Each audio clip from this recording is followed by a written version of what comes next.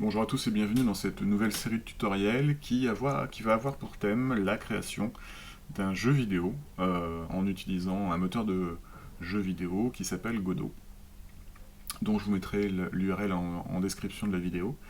Euh, donc on va passer cette première vidéo à installer le moteur en tant que tel, à créer le projet et à configurer le projet pour nos besoins. Donc rendez-vous sur godotengine.org, vous allez dans la section Download. Comme vous pouvez le voir, alors moi je suis sur macOS, il détecte sur quel OS vous vous trouvez, ce qui vous permet en fait d'arriver directement sur le bon onglet téléchargement. Vous téléchargez la version dont vous avez besoin. Moi en l'occurrence j'ai un Apple Silicon, donc une puce M1, donc je le télécharge, ce que je ne fais pas puisque je l'ai déjà fait en amont bien évidemment. Une fois que c'est fait, vous lancez tout simplement le logiciel en fonction de votre OS, et vous arrivez devant cet écran. Donc nous allons créer le projet, nous allons simplement faire nouveau projet, on va mettre le nom du projet qui s'appelle Indiana Rock me concernant. Alors pourquoi Indiana Rock, je vous l'expliquerai juste après.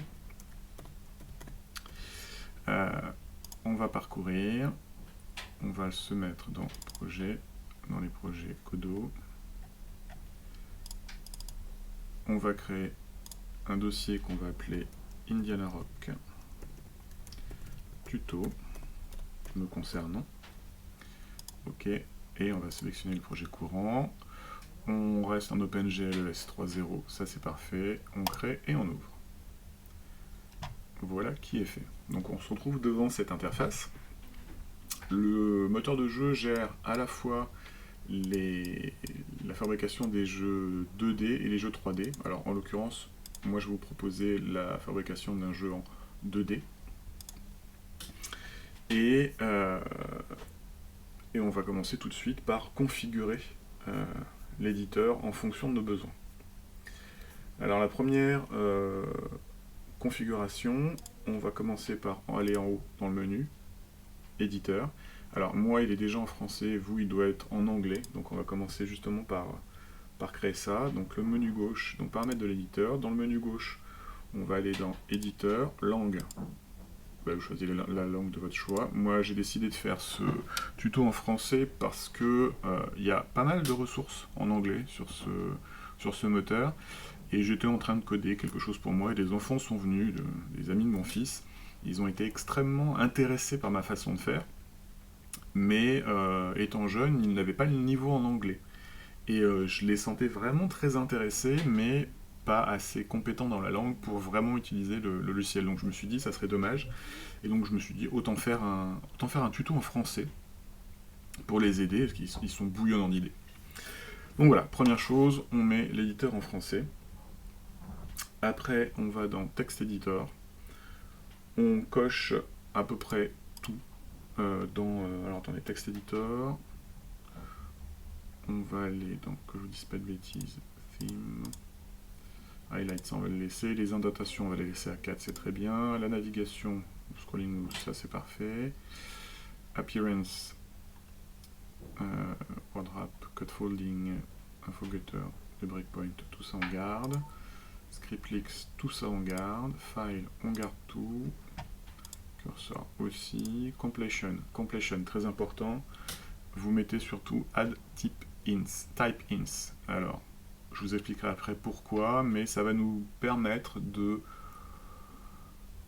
coder avec des variables de type statique, alors même que les variables sont dynamiques dans Godot. On verra ça un petit peu après. Voilà, donc ça c'est le premier point sur l'éditeur.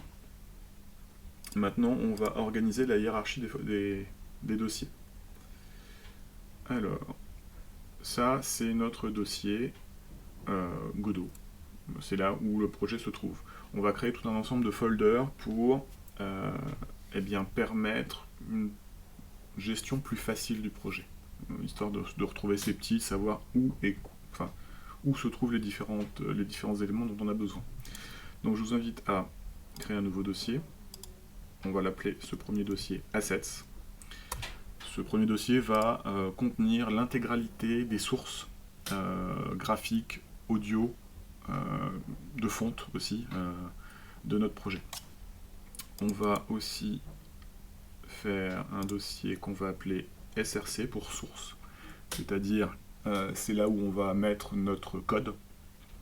Le code, vous allez voir, se compose de deux éléments principaux, à savoir, nouveau dossier, on va appeler ça les components. Les components, ça va être les scènes qu'on va mettre en place. Ne vous inquiétez pas si c'est pas encore tout à fait clair ce que je raconte, vu que vous découvrez le moteur. Mais les components, ça va être toutes les petites briques qu'on va fabriquer et qui vont pouvoir être appelées dans le code. À côté de ça, nous allons faire un nouveau dossier qu'on va appeler scripts. Donc ça va être le code en tant que tel, le code qu'on va écrire.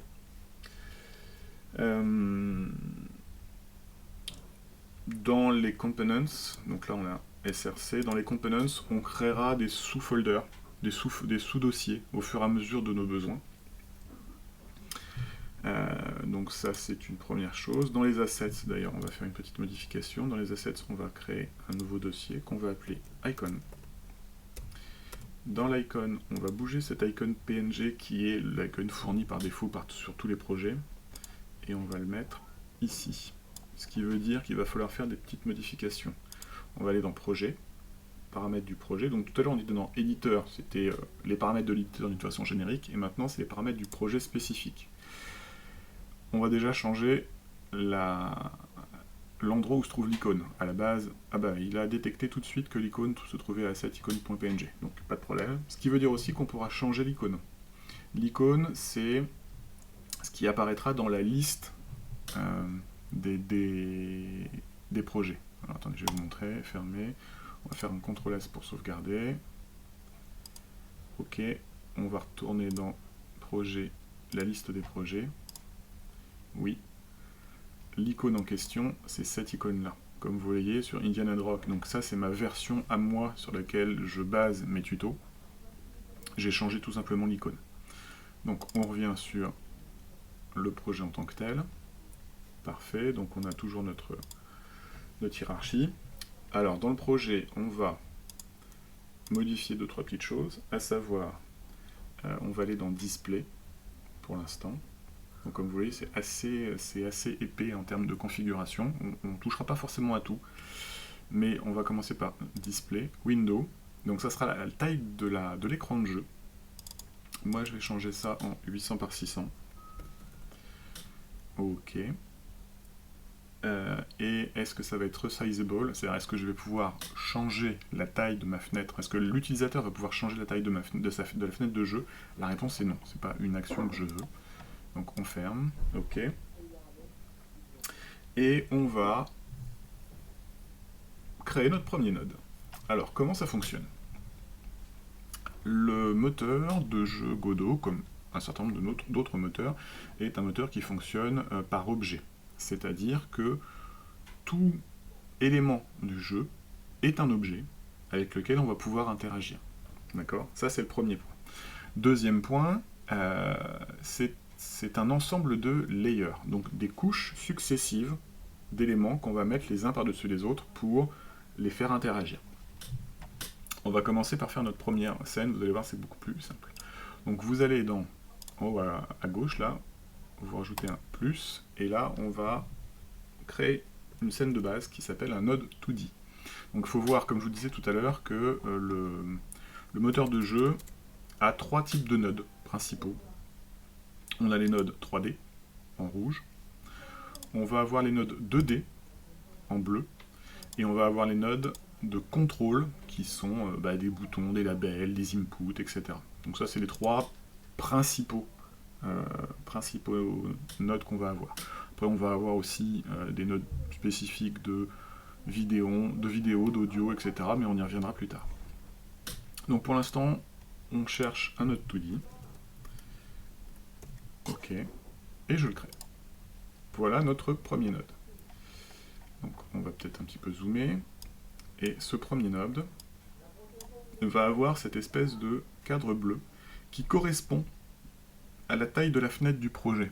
qu'on vient de modifier, à savoir 800 par 600. Donc c'est-à-dire 800 pixels de long sur 600 pixels de large. Il faut savoir qu'on est dans un axe, donc en 2D, X et Y, et la petite subtilité, c'est que les Y sont descendants. C'est-à-dire que là, on est en 0, 0. Ok, donc là, on va être en moins quelque chose, là, en plus quelque chose. Et là, on va être en moins quelque chose et en plus quelque chose. Sur l'axe des Y. Ok. À ce node 2D, on va lui rajouter ce qu'on appelle un enfant. Et ce node 2D, l'enfant, ça va être, pour l'instant, on va faire simple, on va dire un sprite. Un sprite, c'est une image. Donc on double-clique le sprite. Donc ça, on est sur notre hiérarchie de projet, là sur notre hiérarchie de dossier dans le projet, et là, à chaque fois qu'on clique sur un élément ici, on va avoir l'inspecteur qui va changer. En gros, ça va être l'intégralité des paramètres et parfois méthodes qu'un objet peut avoir. Là, on va faire très simple. Comme vous le voyez, le sprite, il a une texture qui pour l'instant est vide. On va simplement la remplir avec l'icône qu'on a ici. Donc on fait un glisser-déposer, et hop, on se retrouve avec l'icône. Donc c'est très bien. On va sauvegarder. On va l'appeler test. Comme c'est un composant, on va le mettre dans source. On va le mettre dans component. Pour l'instant, on va appeler le composant test. Ah, on va en oublier quelque chose. On va renommer le node qui est là-haut. On va l'appeler test node. Ok, donc on recommence, on sauvegarde. Test node, oui. Est-ce qu'il va aller dans composant? Oui. On enregistre. Ok. On va créer maintenant un nouveau node qu'on va appeler, donc ça sera toujours un node 2D. Très bien.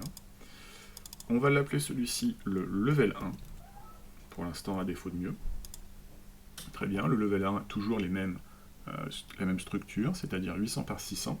Et dans ce level 1, on va instancier une scène enfant, parce que si vous avez regardé le composant qu'on vient de sauvegarder, en fait, il a le suffixe tscn, donc c'est une scène de Godot.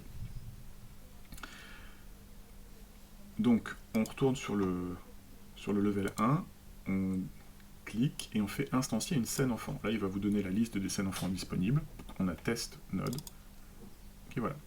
Donc, c'est-à-dire qu'on a un level 1 qui est un node 2D qui va envelopper, qui est le parent d'un autre node, qui est le test node, qui lui aussi est un node 2D. L'avantage qu'il y a, c'est que ce node-là, je peux le déplacer. D'accord? Toutefois, ça ne déplace pas l'enfant. Ça, c'est, on va dire, l'objet générique, le patron. Et ici, on instancie l'objet qu'on vient de créer, et on lui donne dans ce node-là des spécificités particulières qui vont être par exemple son placement. Ok, donc on va placer ça ici. On va sauvegarder. Il s'appelle level 1, je l'ai appelé level 1, c'est très bien. On va créer un dossier qu'on va appeler levels. Et on l'enregistre. Maintenant, voyons voir ce que ça donne. Pour lancer le level, donc vous vous mettez, donc là on est dans l'inspecteur 2D, vous choisissez le node, on va choisir le node de level 1, et on va appuyer ici, c'est-à-dire lancer la scène, et non pas lancer le jeu. On verra plus tard pour lancer le projet en tant que tel. Pour l'instant, on ne fait que lancer la scène, et je vais vous montrer la différence. Si je lance, vous voyez que mon node, enfin le sprite que j'ai décidé, est bien au milieu. J'arrête. Imaginons maintenant que je me mette sur le test node, qui a par défaut une localisation en 0, 0. Si je lance ce node spécifiquement, donc le test node, vous allez voir que mon node, il est bien en 0, 0. Ok. Donc ça, eh bien ma foi, c'était la première vidéo, donc mise en place du projet avec la hiérarchie et quelques spécificités propres à l'éditeur et au projet.